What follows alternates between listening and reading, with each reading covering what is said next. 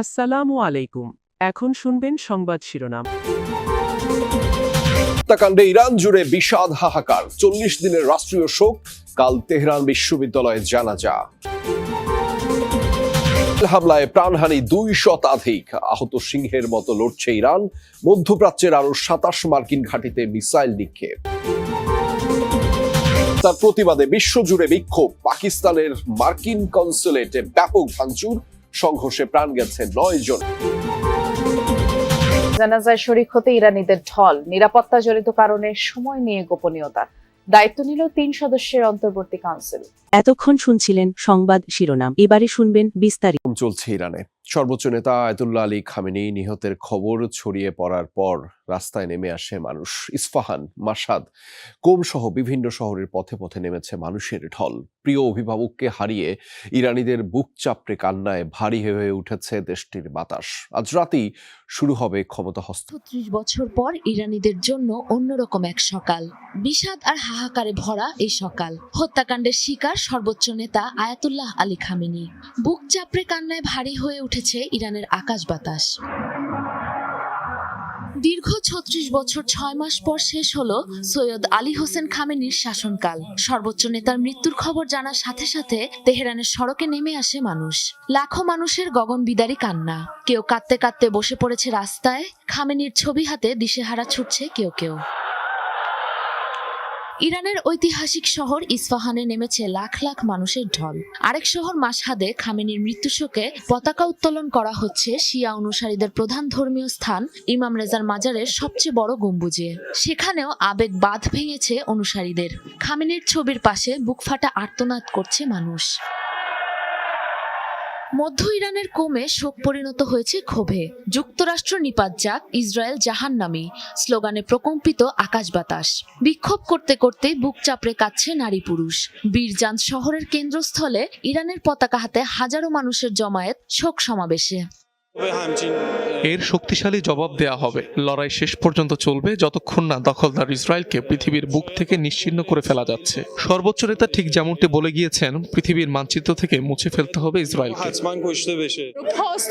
আমরা কাউকে ছেড়ে দেব না, উপযুক্ত শিক্ষা দিয়েই ছাড়বো। টেনে ছিঁড়ে ফেলবো এক একজনকে। ওরা সব সীমা ছাড়িয়ে গেছে, যা করছে তা মেনে নেওয়া যায় না। সোমবার তেহরান বিশ্ববিদ্যালয়ে অনুষ্ঠিত হবে সর্ববাদ ও ইসরায়েলের বিরুদ্ধে দীর্ঘ 3 যুগের লড়াই শেষে সমাপ্তি ঘটল এক মহাকালের। 1989 সালে সর্বোচ্চ নেতার দায়িত্ব নেয়ার পর ইরানকে পরিণত করেছেন মধ্যপ্রাচ্যের পরাশক্তিতে।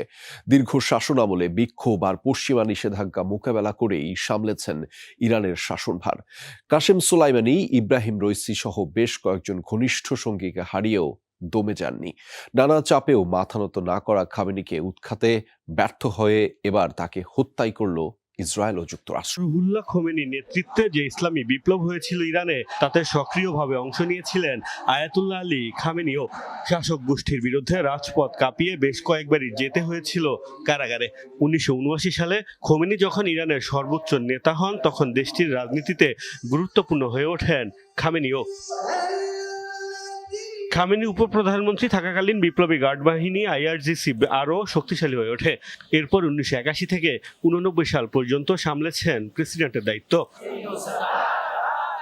1989 সালে খোমেনির মৃত্যুর পর তাকে সর্বোচ্চ ধর্মীয় নেতা হিসেবে বেছে নেয় তৎকালীন বিশেষজ্ঞ পরিষদ। এর আগে 1981 সালে মসজিদে বোমা হামলায় গুরুতর আহত হয়েছিলেন খামেনি।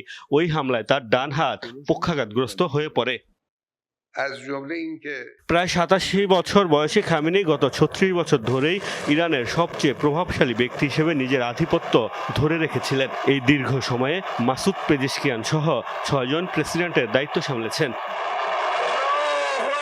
দীর্ঘ শাসনামলে দেখেছেন অনেক চড়াই উতরাই। এই সময়ে কয়েকবারই সরকার বিরোধী বিক্ষোভে উত্তাল হয়েছে ইরান। তাকে উৎখাতের কম চেষ্টা করেনি ইসরায়েল যুক্তরাষ্ট্র। গত জুনে তেল আবিবের সাথে সংঘাতেও জড়ায় দেশটি। প্রভাবশালী দুই দেশের চক্ষুশূল হয়েও বছরের পর বছর ধরে ইরানের সর্বোচ্চ নীতি নির্ধারক হিসেবে নিজের পদ অক্ষুণ্ণ রেখেছিলেন খামেনি। তার আমলে বিভিন্ন মিসাইল ড্রোন সহ নানা সমরাস্ত্র তৈরিতে অভাবনীয় সফলতা। সর্বোচ্চ ধর্মীয় নেতা আয়াতুল্লাহ আল খামেনির হত্যাকাণ্ডের প্রতিবাদে বিশ্বজুড়ে চলছে বিক্ষোভ। স্বয়ং যুক্তরাষ্ট্র থেকে শুরু করে ইউরোপ, এশিয়ার বহু দেশে রাস্তায় নেমেছেন লাখ লাখ নাগরিক। পাকিস্তানের মার্কিন কনসুলেটে হয়েছে ব্যাপক ভাঙচুরের ঘটনা, প্রাণ গেছে অন্তত 9 জনের।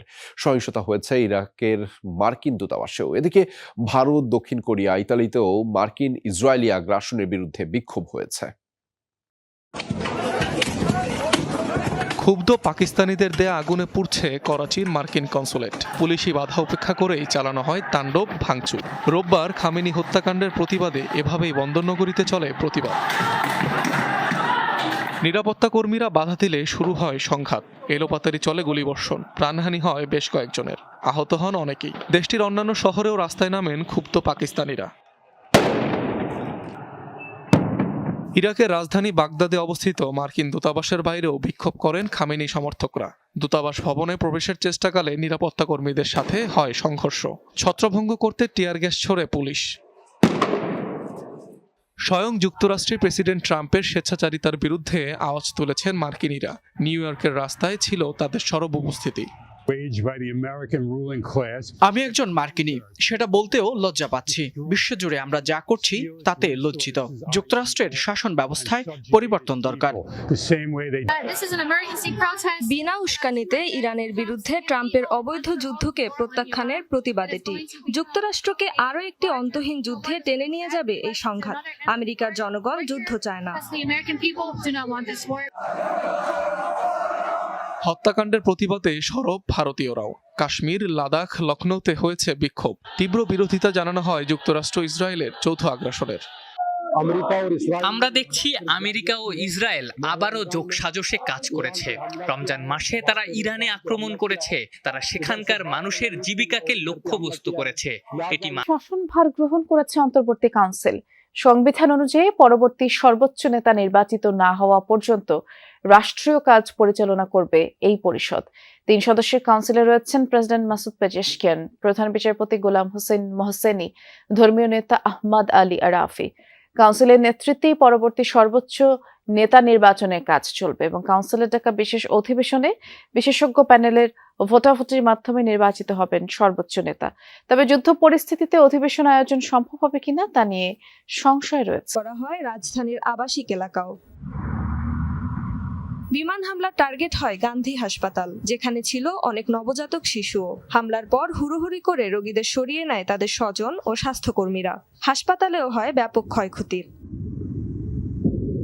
রাতভর হামলা চলে তেহরান ও এর আশেপাশের এলাকায়।